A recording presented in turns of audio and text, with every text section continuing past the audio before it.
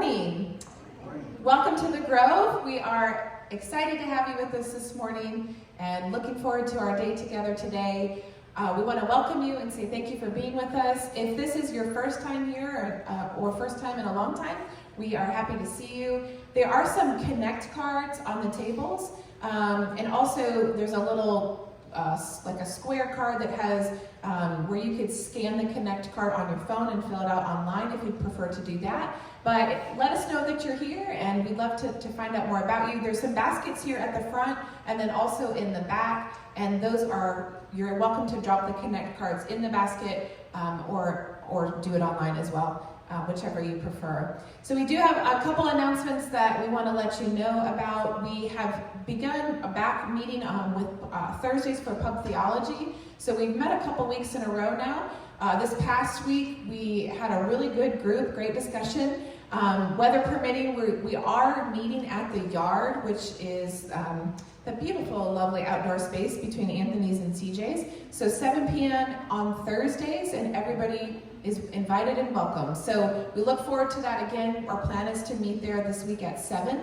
Watch the weather. We definitely, we're lucky to be able to use the space over at the Appalachian Tea Company because our space was a little bit wet with the rain. But either way, we will be meeting Thursdays at 7, and we'd love for you to join us and be a part of that conversation.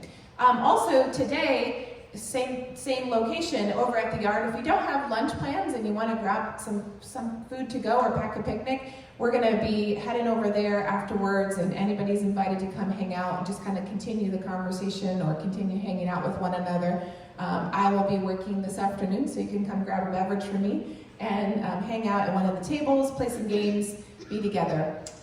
So we are looking forward to, again, this time today, and what I'd love for you to do now, if you're able to and willing, to take a moment to just stand and say hello. Maybe introduce yourself to someone that you don't know or meet someone new, and then we're going to come back together here in just a moment. So maybe stand up, and I love to hear all the chatter and all the hellos. It's great to see some different faces today, people I haven't seen in a while, so we're excited to have you with us again. So each week we've been taking an opportunity to kind of pause together as a group, as a community, to think about some things that are either happening in our community, in our own personal lives, or globally, to be in prayer for, to be considerate of, and to be thoughtful together as a group.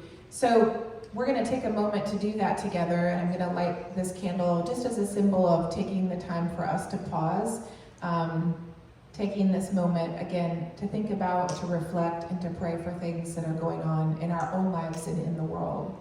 So in June, there's a lot that happens in this month. You know, it's kind of a big month as school comes to an end and people are wrapping up the school year. So I know we have a lot of school teachers represented in our community and families that have children. So it's always kind of a busy time. But there's a lot of other things that are happening in the month of June that are worth taking the time to acknowledge.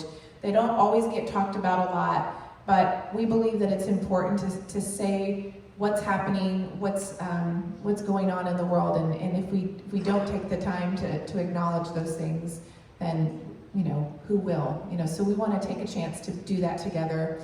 One thing that we've talked about weekly here in the month of June is the Pride Month. This is a month that gets acknowledged and recognized and celebrating the freedom of people to be who they are, and we believe that that's an important thing to do, and so we want to do that with you again today.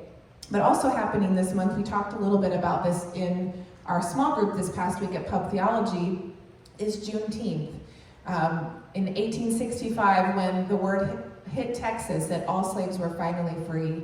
And we talked about that in our small group, and it was kind of an interesting and a really neat discussion. I felt like for many of us, we did not grow up knowing about what that was or studied in school or being taught. We had one person that was in the group that night that was actually raised in Texas, raised in her childhood, and she talked about how that was something that they learned in school. They actually acknowledged and celebrated, and so she grew up knowing what that was, and it took a little bit longer for the rest of us to catch on, but it's important for us to acknowledge and to remember that. And then also something that happened just this past week This is just a little a piece from the news that I want to read to you about some things that were going on, probably that you came across you and your news feed. Across the span of nearly a week, the saga of a lost submarine that had gone into the depths of the ocean to see the Titanic wreckage rippled across the national and global conversation, culminating in news that the craft had imploded and its 5 occupants were dead. But a far bigger disaster happening just days earlier, the wrecking of a ship off Greece filled with migrants that killed at least 80 people and left a horrifying 500 still missing. This did not become a moment-by-moment worldwide focus in anywhere near the same way as the submarine, one grabbing the unrelenting attention, moment-to-moment attention, and one was watched and discussed as just another sad but routine news story. And oftentimes, this is an example just of how things come about us, what news we are listening to or watching or paying attention to, and how interesting that those 2 things happened in the same time frame, but we really spent a lot more time talking about one than the other. And so we just want to bring these things to light, to mention them, to make it something that we acknowledge and think about, that we're aware of, things that are happening in our world, things that are happening in this month. So I'm going to light this candle, not as something magical, but just as a symbol of us taking the time as a community to pause this morning. Perhaps you come today with something on your mind, maybe something that you're experiencing, something that you're going through in your family or just personally. And so we want to use this opportunity for us to just take a moment to be quiet and to pause and to pray for those things or to think about those people that we're concerned about or worried about or in prayer for today. So let's take a moment together. If you would like to just close your eyes, maybe take a couple deep breaths and just think about the things that were mentioned, but also the things that are on your heart.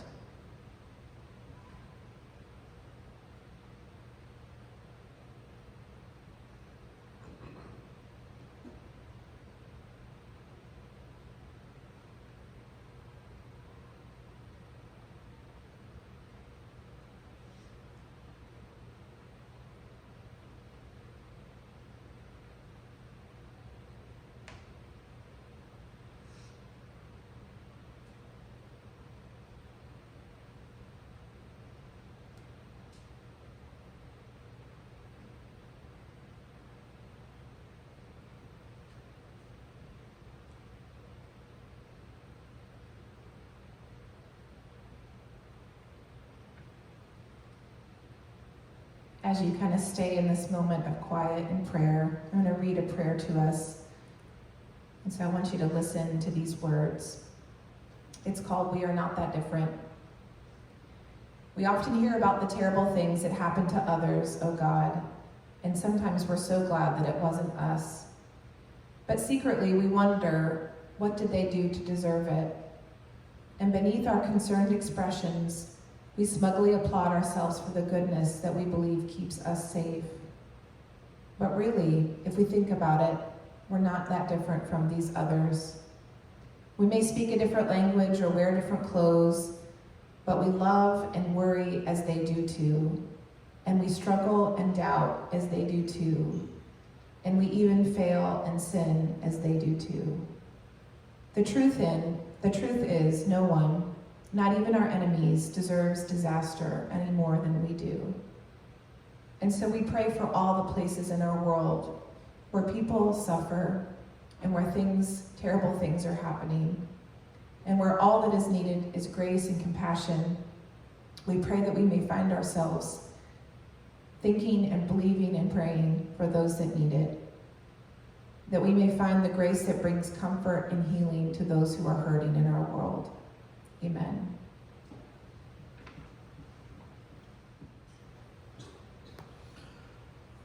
I want to read a passage from Luke's Gospel.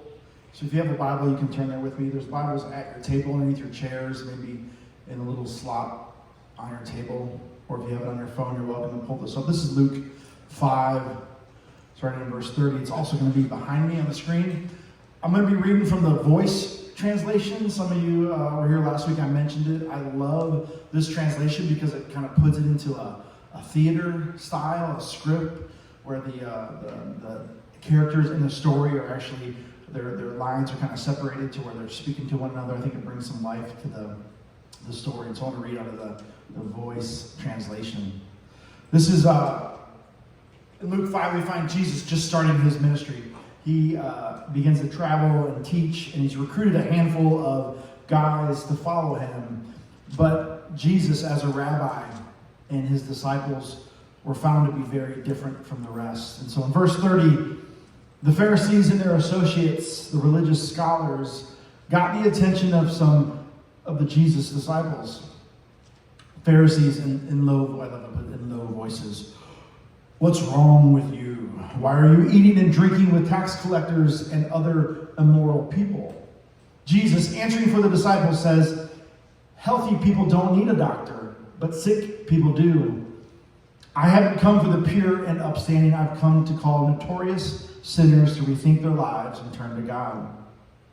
The Pharisees say back, explain to us why you and your disciples are so commonly found partying like this, when our disciples, and even the disciples of John, are known for fasting rather than feasting, and for saying prayers rather than drinking wine. Jesus says, imagine there's a wedding going on. Is that the time to tell the guests to ignore the bridegroom and fast? Sure, there's a time for fasting, but when the bridegroom has been taken away. Look, nobody tears up a new garment to make a patch for an old garment. If he did, the new patch would shrink and rip the old, and the old garment would be worse off than before. And this is what I want to focus on today. In verse 37, and nobody takes freshly squeezed juice and puts it into old, stiff wineskins. If he did, the fresh wine would make the old skins burst open, and both the wine and the wineskins would be ruined. New demands new. New wine for new wineskins. Anyway, those who've never tasted the new wine won't know what they're missing, and they'll always say, the old wine is good enough for me. We're a different kind of church, and with that comes its battles. I had a really good but difficult conversation this week with someone that I've been trying to woo into coming and being a part. Oh, Cannon, shut me down. Sure. I just put new batteries in it. I got it here. Are we good? Somebody's texting. No texting during the service. It breaks the signal. So put your phones away, Jody. Seriously, though, that's what texting does. It interferes with the signal. All right. So God knows who it was. Anyways, I had a really hard conversation with someone that I've been trying to get to come be a part of our church, to be a part of what we're doing here. And they mentioned that as hard as it was to say, not right now, because they were fighting a long religious structure that had told them that they had to be in church and they had to do church and just push and push for the sake of doing church. Combined with more new challenges to do church differently these days. But still, for them, it just kept looking like the same thing, just in a new package. And the hurt and the trauma that still existed from the old system was just too familiar, they said. To break from it altogether is what they needed. And I respected what they had to say. I was hoping for a different outcome, right? But it was the right thing for them, and it was the right moment in time. They love what we're doing here, and they support it. They know how important it is for this area. But for them, church just brought too much baggage with it. And I get it. I understand that there's a lot of stuff that comes with being a new church or a different kind of church. And what's the stuff that I'm talking about? Well, a few months ago, our website hosting company informed me that they'll be no longer hosting our website due to our decision to be more generous with our love for others. And so I've been working with a new designer for our website, which will integrate our online giving and our app and our website. That will be a little bit down the road, but come June 30th, we still own thegrovechurch.com, but the company that hosts us said no more. And then just this week, Camp Living Water informed me that people who are a part of the Grove Church will no longer be allowed to volunteer at their camp. They said, in fact, you could mow the grass, but anything more than that is probably not going to happen. We wouldn't want you guys to convey a message to any of our kids about this generous orthodoxy. So, for instance, if you help with soccer, you just can't lead the halftime devotions like the other coaches are supposed to lead. The Pharisees said, "What's wrong with you? Why are you eating and drinking with tax collectors and other immoral people? Explain to us why you and your disciples are so commonly found partying like this, when our disciples, and even the disciples of John, are known for fasting rather than feasting, and for saying prayers rather than drinking wine." And Jesus says, "Nobody takes fresh squeezed juice and puts it into an old stiff wineskin. If he did, the fresh wine would make the old skins burst open, and both the wine and the wineskins would be ruined. New demands new wineskin for new wine. Anyway, those who have never tasted the new wine won't know what they're missing, and they'll always say the old wine is good enough for me." This story is found in 3 of the 4 Gospels, and so it must have been significant for them to write it down. And it's in this moment of Jesus' ministry where he begins to teach in parables. And if you're not familiar with what a parable is a way of telling a story to communicate an indirect truth, right? Using stories and characters and metaphors to compare real life, and most of the time there's this hidden message within. And Jesus chooses to use these earthly parables, right? Because like any good speaker, you have to know who's in your audience. You want to use language that's familiar to those that you're talking to. And so I thought that we would spend our Sundays this summer looking at some of Jesus' parables, looking at those stories that he told to see if we can find meaning for us today. And if you were to Google the parables of Jesus, you'd get a long list, and most of those lists would start with the parable of the sower.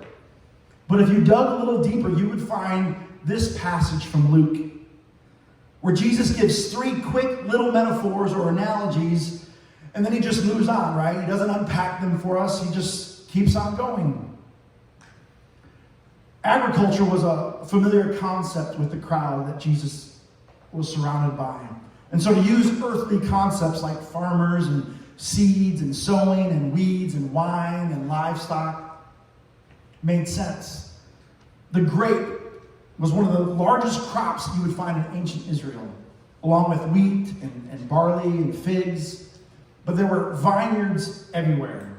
They were a source of food and drink, whether it's just straight grapes or raisins or making juice and wine.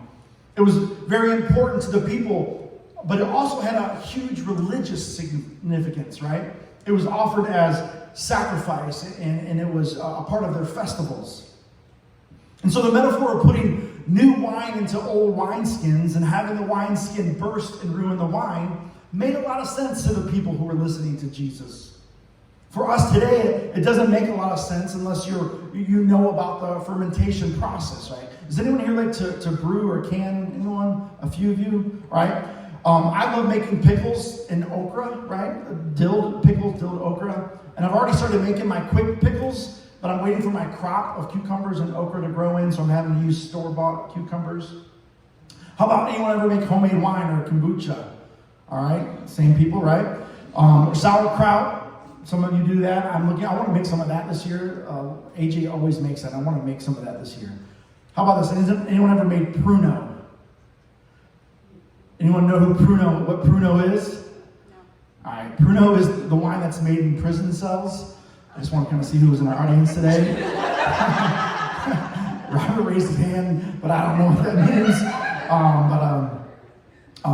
But it's a way you make prison wine. And so what you do is prisoners would take the fruit given to them at lunch, oranges or apples, and maybe fruit cocktail, and they bring it back to their cell and put it in a Ziploc bag or some sort of bag, and seal it and put it in warm water and leave it for a couple days, and then the gases would come and they'd add water to it, and they would burp the bag, and they would add sugar to it and things like that, ketchup packets, sugar cubes, until maybe a week or longer, they would have wine that they would be able to strain out of this bag from their cells, and that they have prison wine.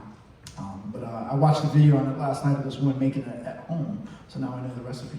We'll make some pruno. They call it prison hooch, is what another name for it. All right. I was part of a church in Grand Rapids, Michigan before we came here. It was in between our transition from the church we were working at to moving down here, and it was called Lighthouse Church in Grand Rapids, Michigan.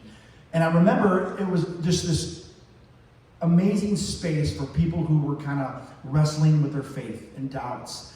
And I remember as a community, it was a small group, and together we brewed wine, and we bottled it, and we would use one bottle every Sunday to take communion together, because it was the wine that we made together, and then we would use it for communion. And it was just a neat moment, a learning moment, but it was great. But there's something that happens when you take fruit juice and then you add yeast to it, right? And you add sugar to it, and then you seal it up. It ferments, right? And that process releases gas, specifically carbon dioxide. And behind me, Cannon's going to throw up a picture of these wineskins. I didn't tell him, but I gave it to him. So those are the wineskins. On my left, your right, is the traditional teardrop wineskin made out of goat skin, usually animal skin, but usually goat skin. They make these things, and you can still get them. There's one of the original companies in Italy still makes them, and you can actually get them on Amazon. But they would make these. They make these goat skin wineskins, and on the inside, they put this resin inside.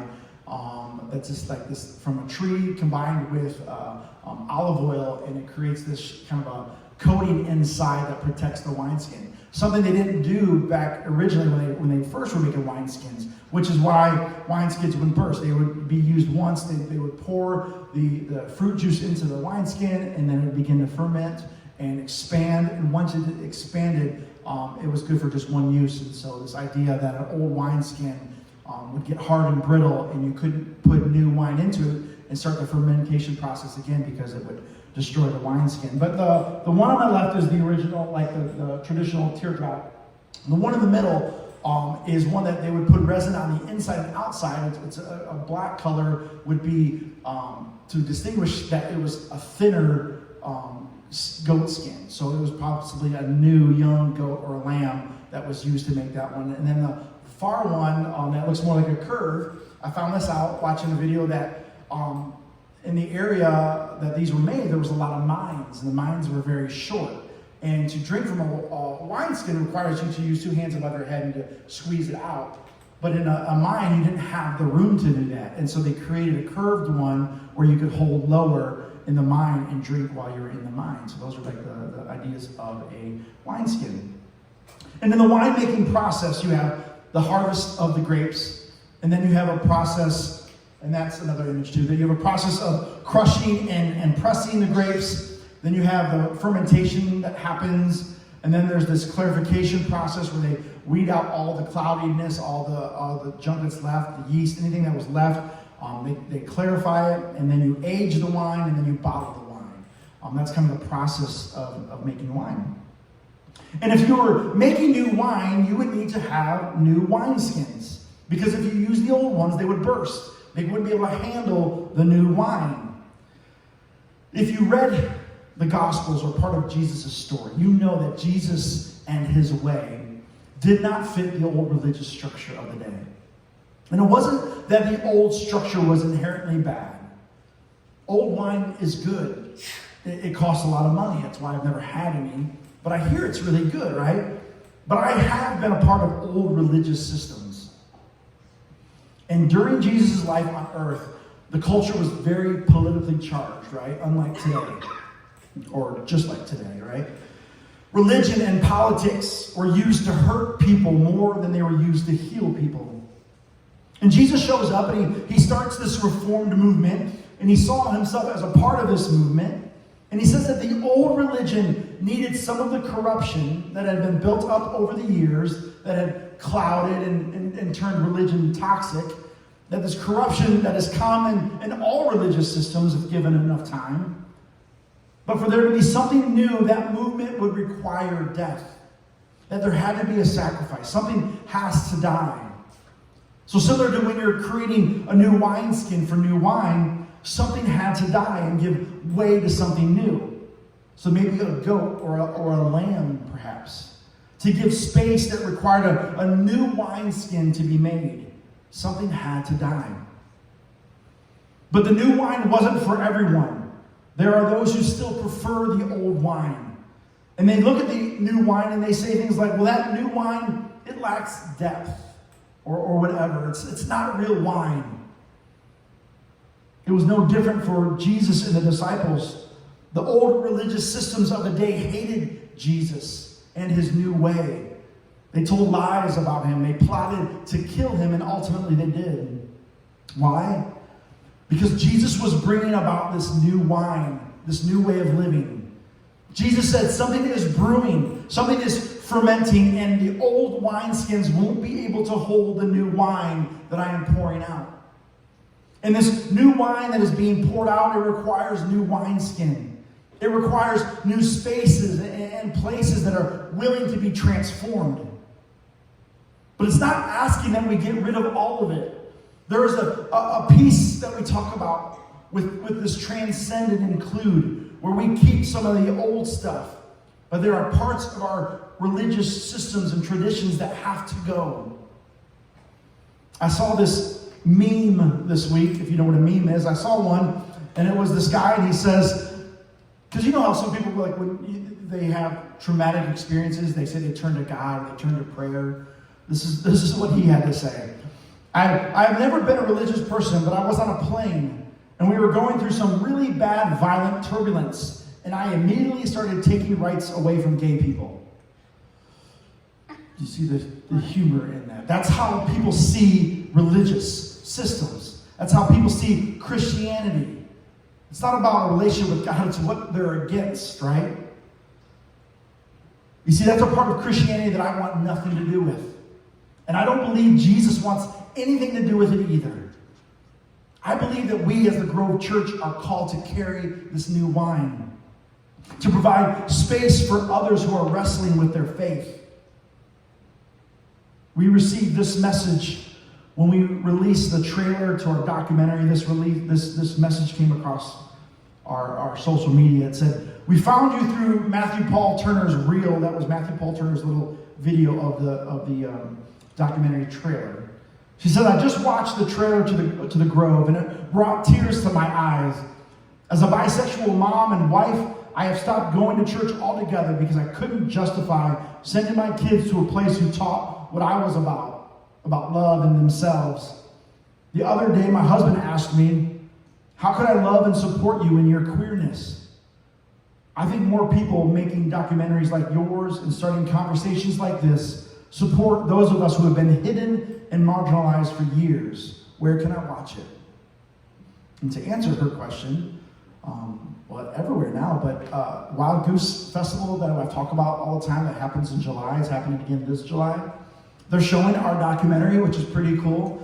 And they're going to show it Friday at noon, so we got one slot. I went back last night to check the schedule.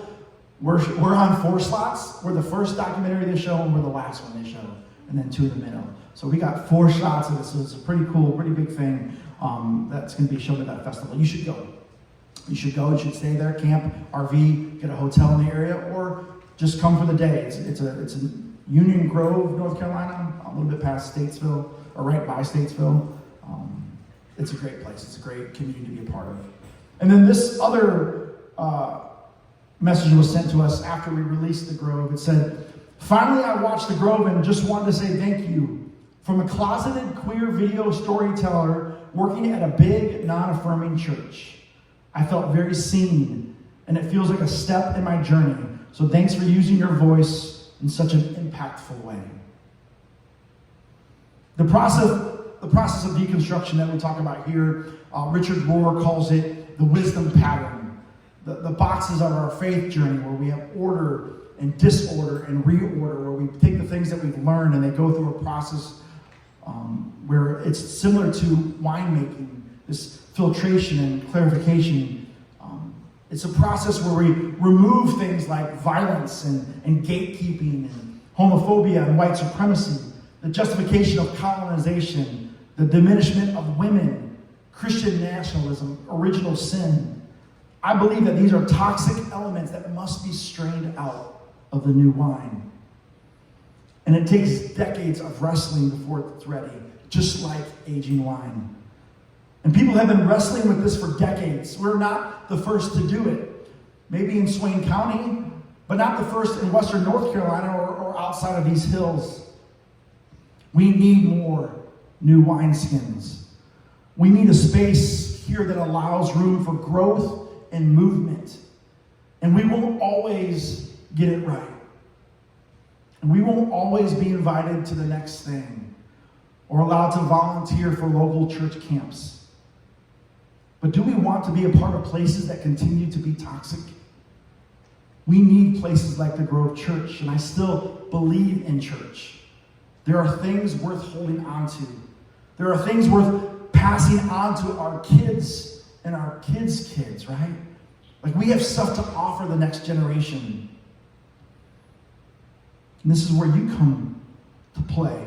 Because it takes time, it takes commitment, it takes sacrifice, it takes investing. And we need each one of you to participate in that. To give where you are able to give, to volunteer, to just show up on Sundays and be present.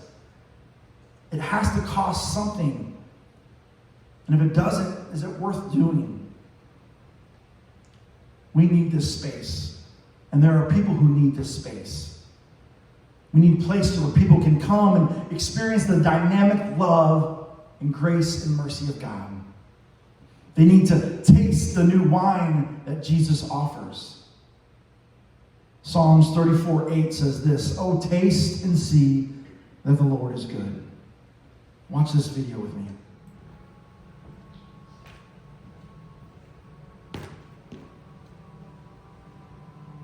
My 3-year-old daughter recently burst through the front door of our house, and she ran into the room that I was in, and she's waving this new blue plastic shovel, and her eyes are as wide as they can get, and she's darting back and forth, going, "Dad, Dad, Dad, new blue shovel, Dad, Dad, new blue shovel, Dad, new blue shovel." You can just see all the gears in her mind spinning, imagining all of the holes that we're going to dig together in the sand. It's like she held in her hand an entryway into a whole new world of possibility and potential. All of it because now she has a new blue plastic shovel. There is this primal sense of wonder and awe in the face of a child when they're fully absorbed in the moment. They're thrilled with this sense of anticipation, just what kind of experiences are right around the corner. It is something to behold, this pure, unbridled joy. Life has a way of beating that wonder and awe out of us, doesn't it? You get betrayed, you pour time and energy and money into something, and then it blows up in your face. It doesn't go the way that you thought it was supposed to, or you lose something, or you lose someone. And it's as if there's this ever so thin layer of hardness that begins to build around your heart. And then you're burned again, and it's like that layer gets a little harder and a little thicker. And so you roll your eyes more frequently, and you're a bit more cynical and jaded and skeptical, and you pull back, you retreat. I mean, why would I stick my neck out if I'm going to get shot at like that again? And so ever so gradually, with your arms folded over your chest, you become one more spectator. I don't believe this is what God intends for us. As it's written in Psalms, taste and see that God is good. Well, taste is about the full engagement of our senses. Taste is about our belief that there's way more going on here than we first realized. Taste is about our flesh and blood encounters with the divine in people and places and events. Taste is about your awareness that God is as close and near as your breath. Jesus invites us to this taste, to experience the new thing that God is doing in the world. And he says that to experience this, you must become like a child. Now, there's a distinction to be made here. Childlike is much different than childish. Childish is essentially a posture of the heart. It is a hardness. It is a refusal. It is the resistance of that which isn't thoroughly familiar. Childish is the stomping of the foot, the folding of the arms, the cynical, jaded, there's nothing new here. But childlike is the ways in which you are open to the wonder and awe that is around us every single moment of every single day. Now, there is a great deal of misunderstanding, especially in religious and faith communities, about the very nature of this taste. And there are, these days, all sorts of very, very strange, ongoing, heated discussions about trying to get the words right, as if Jesus' highest intention for us is that we would have correct doctrinal thinking. If that's the case, then Jesus would have said, "Blessed are those who are more right than everybody else." It's one thing to talk about it. It's another thing to taste. It's one thing to be right. It's another thing to be overwhelmed. I actually think this is why so many people, you hear them using this cliche, which is such a cliche that it's become very, very true for so many people when they say, "I am spiritual but not religious." I essentially think what people are saying is that the very institutions that were supposed to cultivate and nurture this wide-eyed sense of wonder about life in God's good world have failed at some very, very profound level, essentially becoming so caught up and so deeply, deeply obsessed with defending and analyzing and holding everything up to this predetermined set of criteria that they at some deep, deep, deep level lost the ability to be surprised, to be filled with wonder and awe. It's interesting when Jesus talks about what we would say would be criteria or results or proof or whatever you want to call it. What Jesus says is that his followers, his people, the ones who are open to the new thing that God is doing in the world, the ones who have said yes to him and trust him, he says you'll know them by their fruit. And fruit comes because you have first tasted. You have tasted of God's love, joy, peace, and grace, and it transforms you from the inside out into a new kind of person. This is the kind of fruit Jesus speaks of. Perhaps this is why when he speaks to his disciples, he says those two words to them, "Follow me." It's as if he's calling each of us to return to that childlike sense of wonder, awe, and anticipation. He reaches deep down there through all those layers of hardness into our heart and says, "Follow me." He calls us and confronts us with this invitation to leave behind all of the reasons we have to be jaded and bitter and cynical, because let's be honest, what you look for, you will find in this world. He calls us to leave behind all of our reasons for folding our arms over our chest and becoming one more spectator. And he says, "Come, follow me, move beyond all of that." We all want to be successful, but what we really want is wonder and awe. That's our real desire. Jesus invites us to an experience, to a taste of the full, vibrant, dynamic, electric life of God, which he insists is available to every single one of us right here, right now. So may you rediscover this childlike sense of discovery and anticipation. May you be open to the new thing that God is doing right here, right now. And may you be wide-eyed and filled with wonder and awe.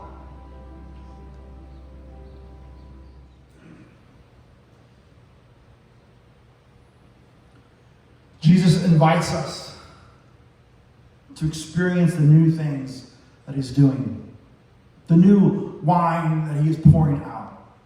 And I love the imagery of childish and childlike, the childish resistance to new things, the arms crossed.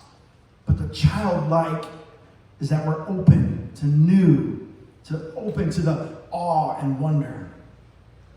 That this is not about trying to get it right We are not gatekeeping and trying to nail down correct doctrine so that we all follow the same thing and then we all be in the same club or camp.